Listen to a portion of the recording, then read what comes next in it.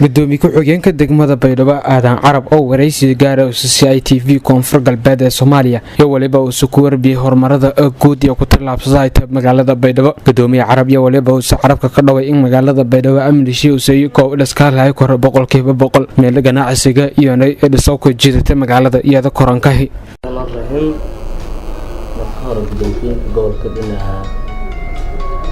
siyaasadda iyo adoon bishan meewe oo TV Koonfur Galbeed ku soo tirinaysan salaame iyo intidaasho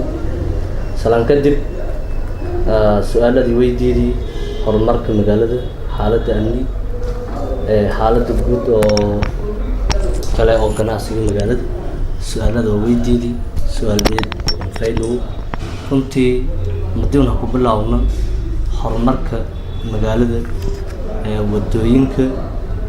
madiko uu ku hadalna runtii magaalo oo wadan lahayna magaalo ma horumarsanto meel horumarka maadada kood uu ku fiiriyani wali haytay xaafad magaalada Baydhabo tumanka xaafadood iyo ka koobanta sidii guud ahaanba wadooyin oo balaashoon in yarayna in la hela howluna kuma hayti alxamdulillah wadooyin badan la bi tumanka xaafad oo hata wadama linku biyahayni ama waaba linku biyina malay tidii lamaad madaan hangnagada magaalada dibadhiska oo ka socda oo balaada magaalada guud ahaanba oo magaalada yahta ka koobanta madaan saan fiirid xaafad oo maalintii ugu yaraan 30 guri 20 guri linka dhasaana malle marka saas dartiye wali ku dareemaseha inay ganacsigana kururi horumarkana kururi amnigana kururi saarka gorday marka tusaale madana ku qaada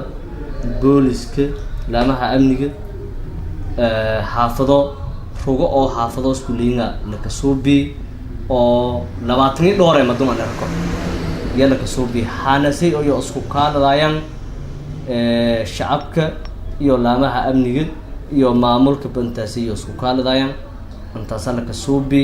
runtii magaalada horumarshe ganacsiga wali korneha boqolkiiba